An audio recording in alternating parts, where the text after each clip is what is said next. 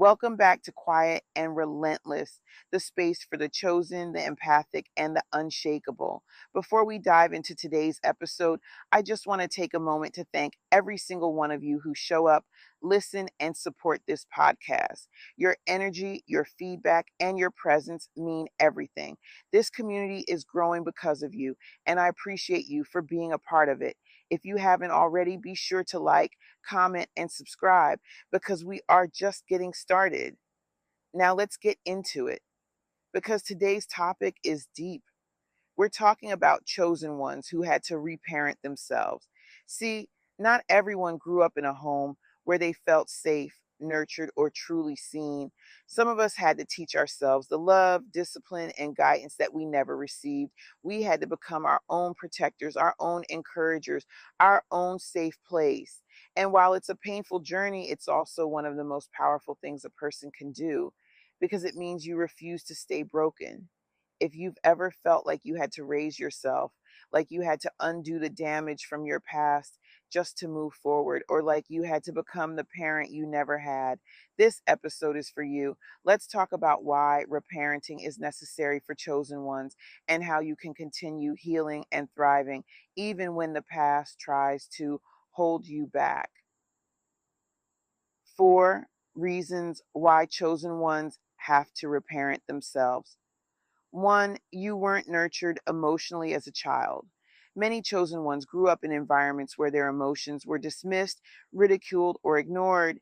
You were expected to be strong, figure things out, or suppress your feelings instead of being comforted.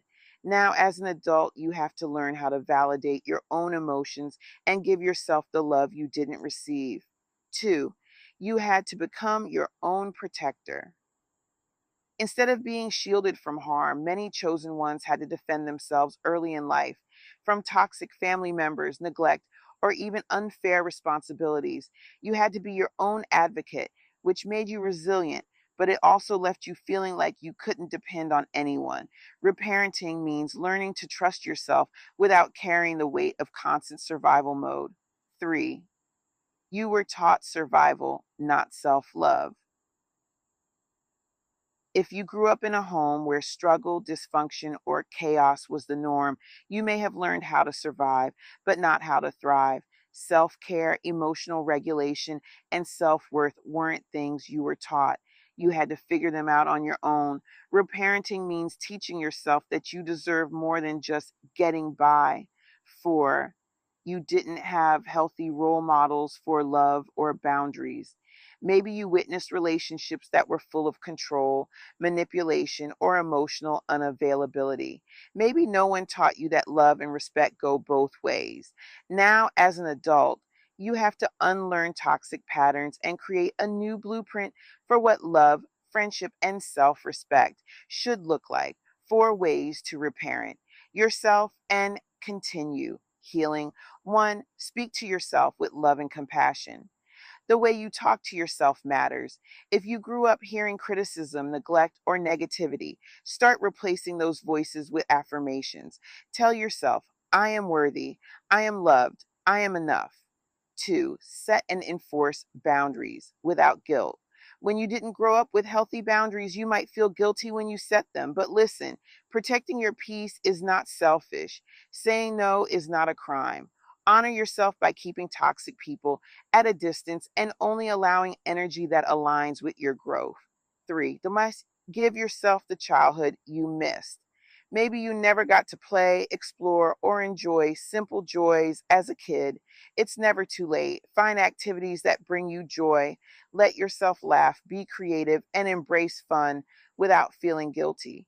Healing doesn't mean always being serious. It also means reclaiming the innocence and joy that was stolen from you.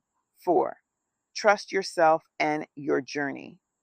The hardest part about reparenting yourself is believing that you are capable of rewriting your story. You don't have to repeat cycles. You don't have to accept what was given to you as a child. You are in control now and you are building a new legacy, one that is full of love, strength, and peace. Chosen one, your journey hasn't been easy. You had to learn how to nurture yourself, protect yourself, and rebuild from things that were never your fault. But look at you now. You are still standing, still growing, still evolving. The love you give to others, it starts with you first. And that's exactly what you're doing, learning to love and care for yourself the way you always deserve. Thank you for tuning in to Quiet and Relentless. If this episode resonated with you, be sure to like, comment, and subscribe because this journey of healing and power is just getting started. Keep walking in your truth, keep honoring your spirit, and I'll see you in the next episode.